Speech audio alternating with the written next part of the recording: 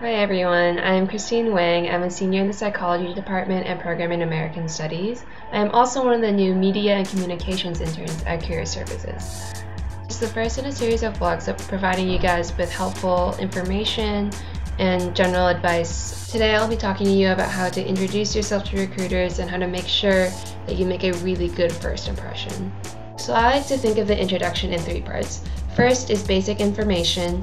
Second is specific job function related to, what the recruiters are looking for. And the third part is questions for the recruiter. By breaking up your introduction into three parts, it's really easy to account for normal conversational rhythms. The first part is your basic information introduction. And so you should just say, hi, my name is Christine Wang. I'm a senior in the Psychology Department.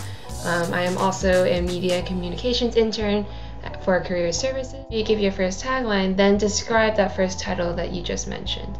So because I said I was a Media and Communications intern, I would probably talk about my interpersonal skills, my communication skills, or marketing skills, something along those lines.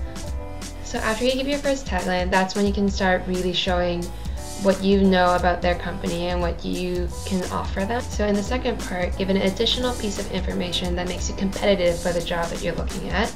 I would typically list either a job or internship that I've had that is relevant to what the recruiters are specifically looking for.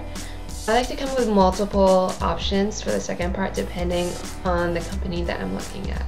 This way your introduction is more flexible and you can really tailor it to the company that you're talking to.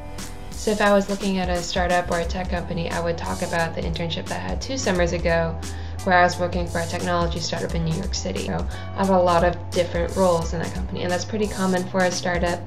So in that case, I would pick a couple of the job functions that I had and list the ones that I think are relevant to the position that I'm looking at with whatever company I'm talking to. In the third part, use your research to form a specific question to ask the recruiter. When I ask questions of recruiters, I make sure I frame them in a way that they know that I did my research. After you've crafted your perfect introduction, make sure you rehearse it. This is super important because obviously, even though you're preparing an introduction and you're practicing your introduction, you don't want to just say it all at once at them. You still want to be like a normal person and interact with them and really engage them and make them interested in you personally.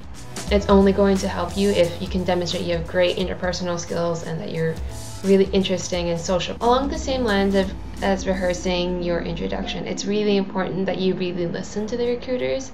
For example, if you notice that they're really interested in your leadership positions, you should talk about the leadership positions that you've had a little more specifically and maybe mention some other ones in other organizations that you didn't mention originally.